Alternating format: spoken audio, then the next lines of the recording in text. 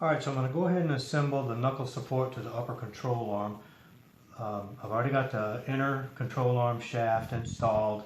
Bushings are torqued at 150 pounds.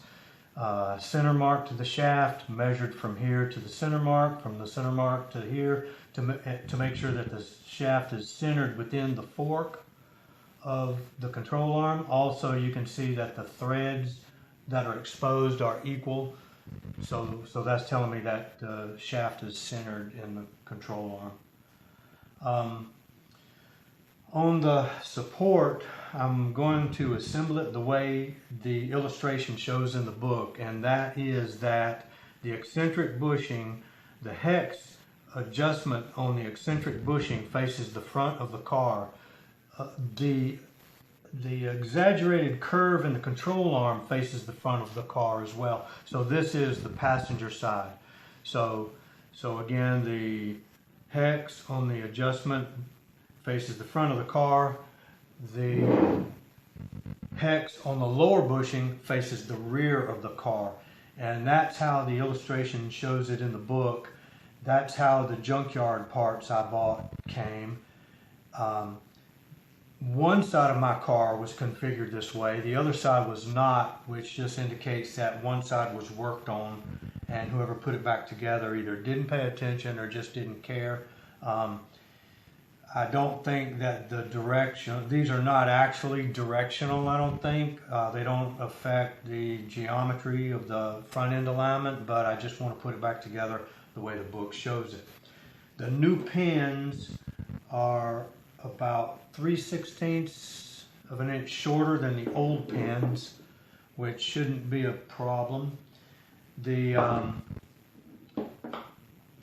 old grease seals are the dust seals that are the expandable type that when you pump grease into the fitting, the Zerk fitting, the excess grease is going to come out and expand the grease seals, and the grease seals keep a constant pressure on the grease, which I like that style, but the new style is different. The ones that came with the kit are more like spacers, and the ones that came with the kit are going to have an advantage because they do act like spacers, because when you put the knuckle support in the fork of the control arm, you want it to be centered, front to back centered, and if you measure this bushing, it's 2 inches.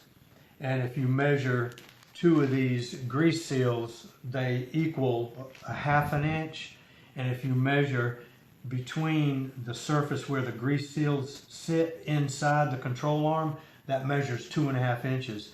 So your 2-inch bushing and your 1/4 inch grease seal on each side occupies the entire space between the forks. So that's going to help you keep the knuckle support centered. So, let's see. Alright, so I'm going to reassemble it just like it came apart. It's got like a star washer. I call it a star washer. It's not really a star washer, but it sort of resembles one. And that goes on the pin first.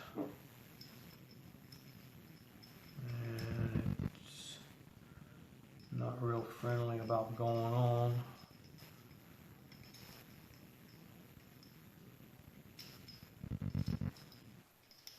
And I have already greased everything.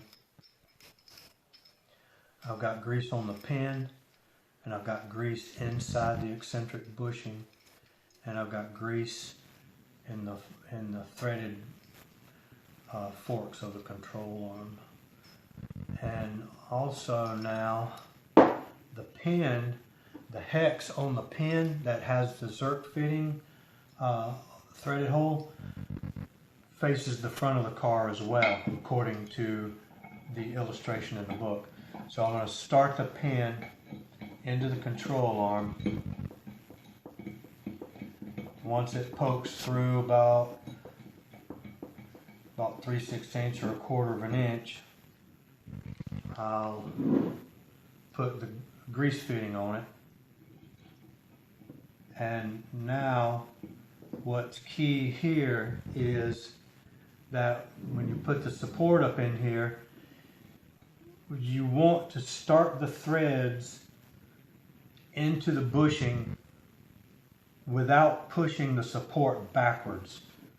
So you gotta hold it in place, and each time I turn the pin trying to locate the threads in the bushing, I'm actually threading the pin into the arm, so it's pushing the control, the knuckle support back, which is not a good thing. So it's going to take a couple of tries to get this to start. I'm using my finger and thumb in here so I can feel whether the support's being pushed back or whether I'm engaging the threads of the pin with the bushing, which is what I want to do. So now I think I've got the bushing.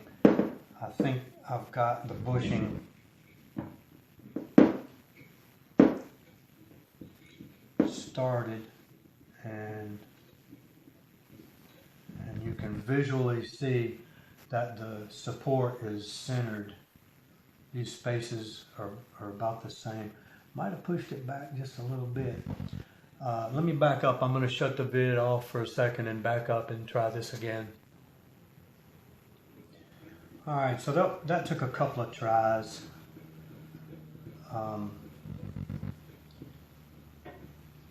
But like I said, you don't want to start pushing the support with the threads before the threads start into the bushing, because you're throwing it off center. I know I've said that 100 times now. Put the spacer or the grease seal in there that's acting like a spacer, and go ahead and finish threading it. And you know, if you get done and this is off center a little bit, you can always break the squeeze bolt loose and turn the adjustment, and that's going to relocate the support. It's going to relocate the center line of the support on the pin. So, you know, you can do it that way as well. Probably easier actually to do it that way. I've got grease all over everything now.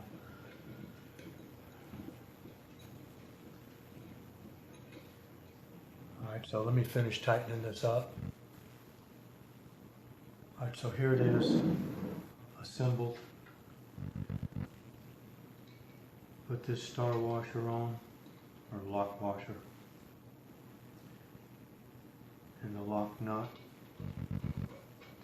And now what I'll do is I torque the pin to the control arm at 90 foot-pounds, and then torque the nut onto the pin also at 90 foot-pounds. So these bushings are 150, these are 90 and 90, and this was 200.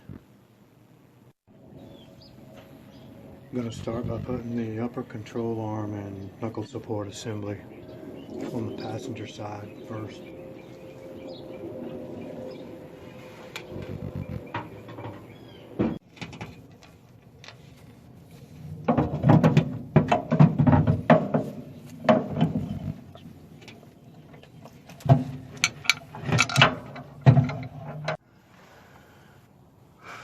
Here it is from below. There's the bolts drop down. Just got to get the lock washers and nuts on there.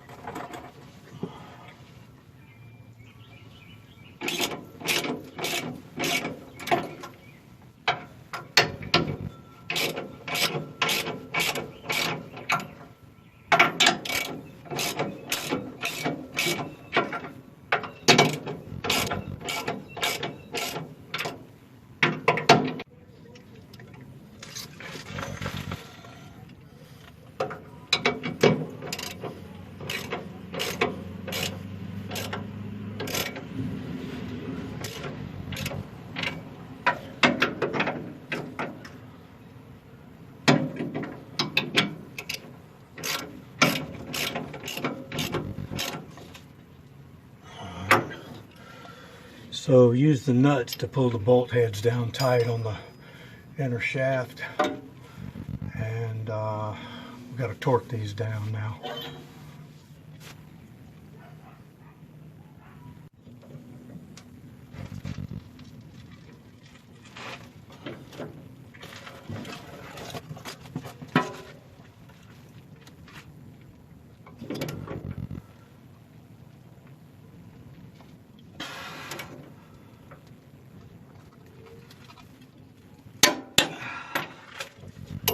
Alright, it's 160 pounds. Alright, the next step is to put the lower control arm in.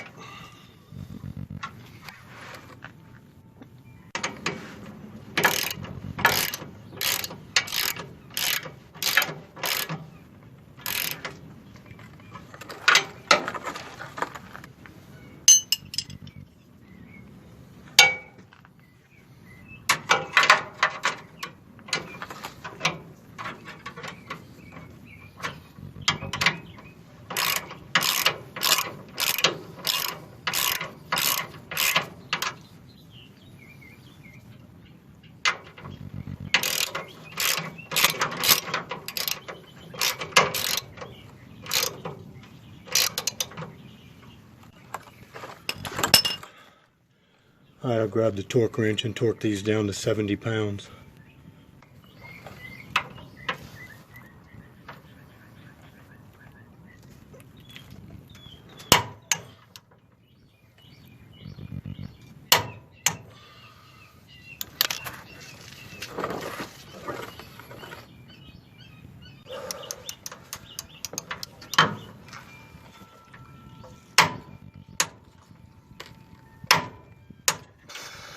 Alright, that's that.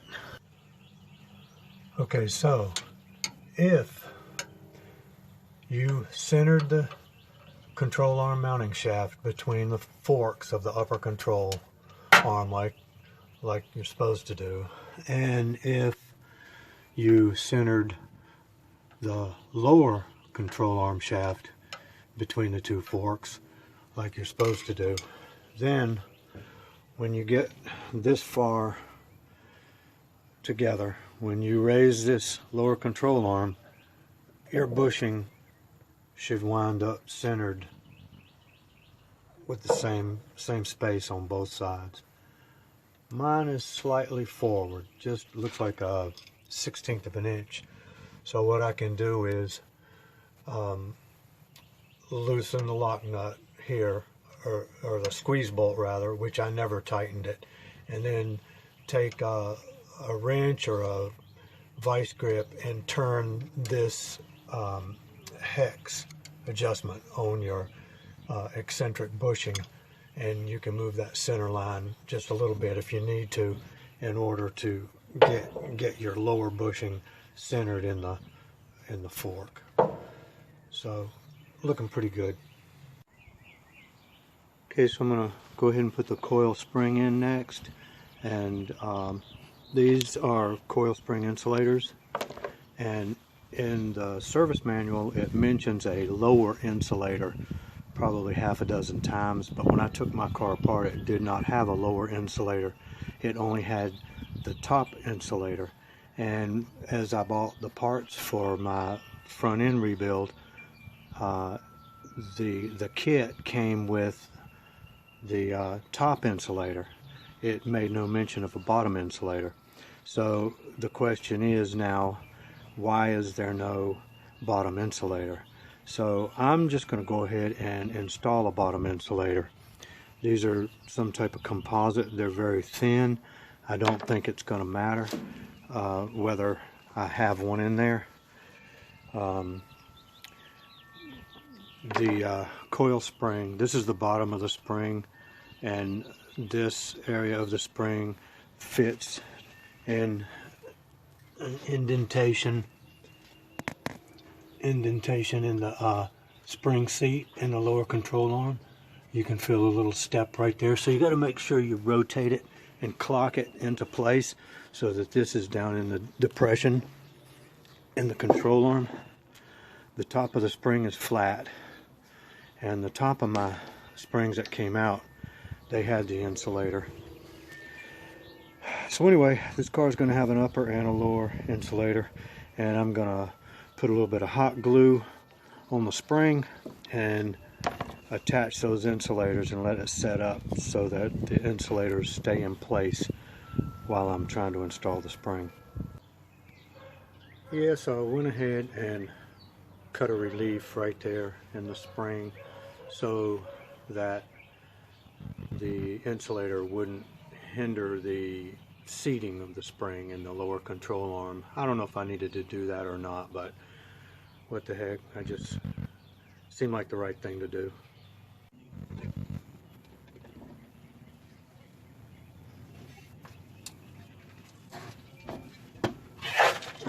All right, so flat end of the spring goes up into the shock tower, or whatever you want to call it, spring tower.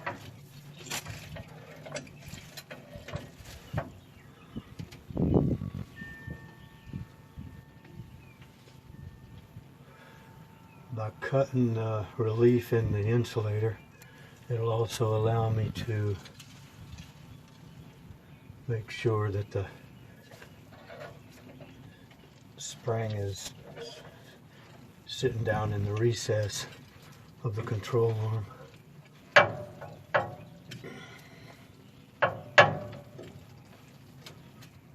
All right, about right there.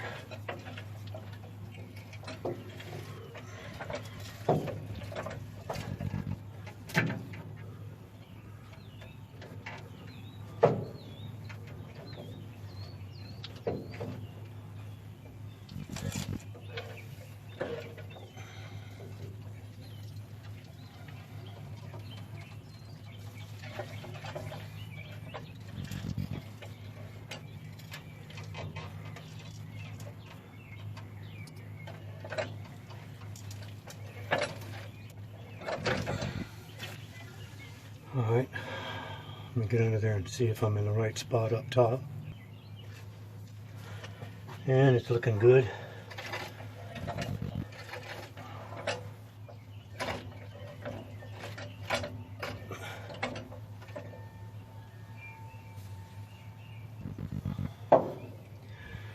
Alright, go and grab the lower pin. The best way to do this is to go ahead and dry fit it first, because you need to make sure you got the lower control arm. You got to make sure you've got the bore lined up with the bushing in order to screw the pin in. So the best thing to do is go ahead and dry fit it first to make sure everything's lined up, which it appears to be.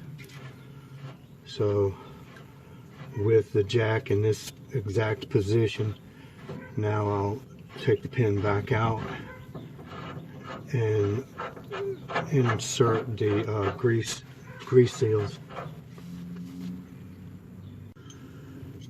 Okay, when it came apart too, the pin has one of these star type of lock washers on it.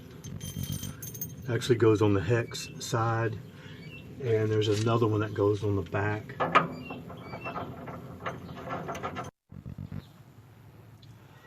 Okay, so I started to put the lower pin in, and when I took this apart, this is the O-ring that was between the hex head on the bushing and the control arm fork. The book shows this and lists it as a dust seal. It shows what appears to be another O-ring here in the illustration, but it's not labeled. So when I took it apart, it only had this one in the back and nothing in the front. And both sides, the passenger side and the driver's side, were the same. Round stock O-ring in the back, nothing in the front. That doesn't mean there was never anything in the front. It could be that it was decomposed and just fell off, destroyed. It'd be a little unusual coincidence for both sides to be the same, though. What that's done is it's put a question in my mind as whether anything belongs here in the front. I would think it would be, because why would you put a dust seal in the back but not the front? You have exposed threads of the pin that show through right here, as they do back here. So it kind of makes sense that you would have one in the front and the back. Plus, with the parts I bought, I did get two. So instantly I think front, back. They're different. They're square stock instead of round stock O-rings. They appear to be a little bit thicker than the original. But the problem is I can't get two of them to fit, given the space you have between the bushing and the control arm forks. There's just not enough room for two. So so I'm gonna have to come up with something, and I think what I'm gonna do is definitely use the one in the back between the hex head and the control arm, but on the front I think I'm going to see if I can stretch it over the shoulder of the bushing and then slide it forward after the pin is installed. And it will be different because the dust seal is not going to be down on the pin, but it'll still be in place. So I'm just going to see how that works.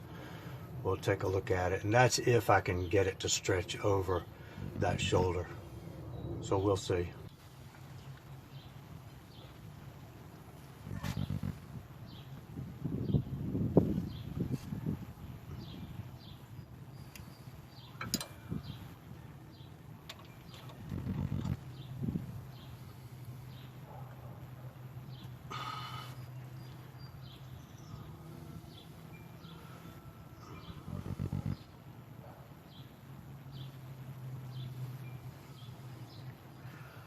All right,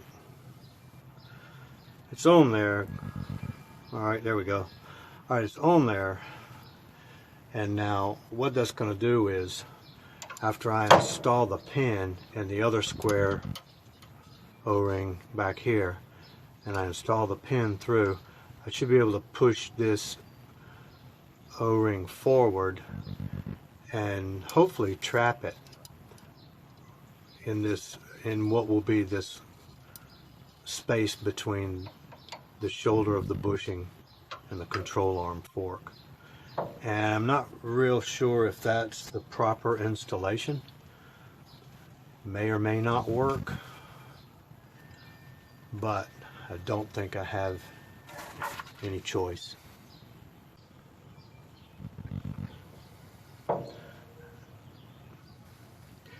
I don't quite have enough room to get this O-ring in between where it needs to be, so I'm going to use the eccentric bushing up above and adjust the knuckle support forward a little bit to give me a little bit more room.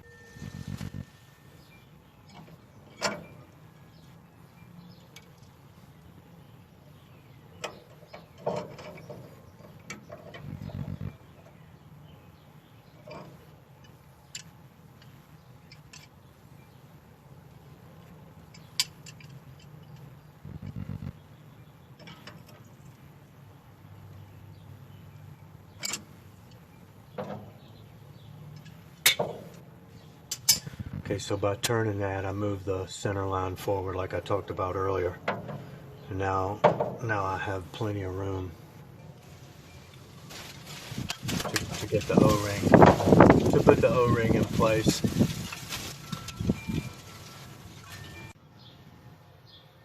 Alright, so I had to adjust the jack to align the bolt with the bushing. And so as you can see, I've got the dust seal on top of the shoulder on the bushing, putting the rear dust seal in.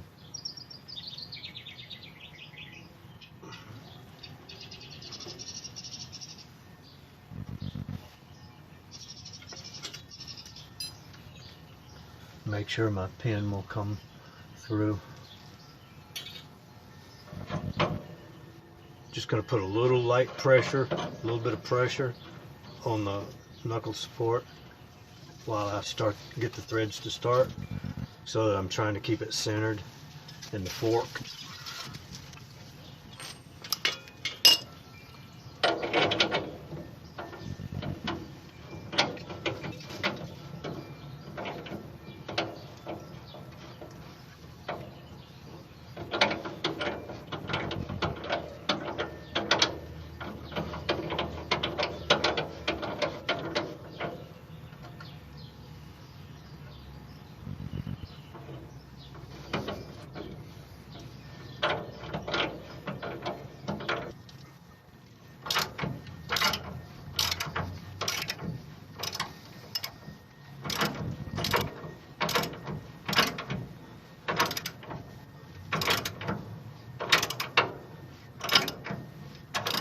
The pin is all the way through now.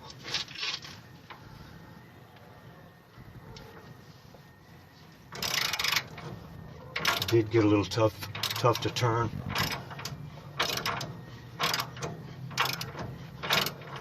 Not too bad though.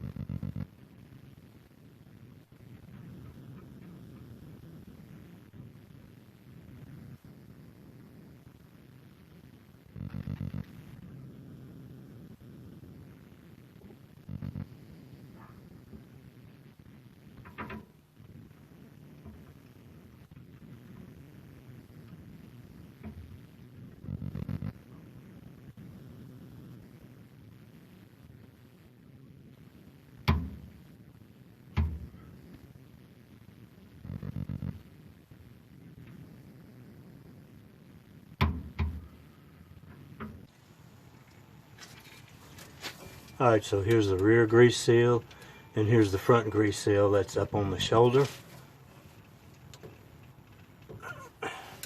And I'm just gonna slide it forward so that it covers that void between the bushing and the control arm fork, and I think it will stay there.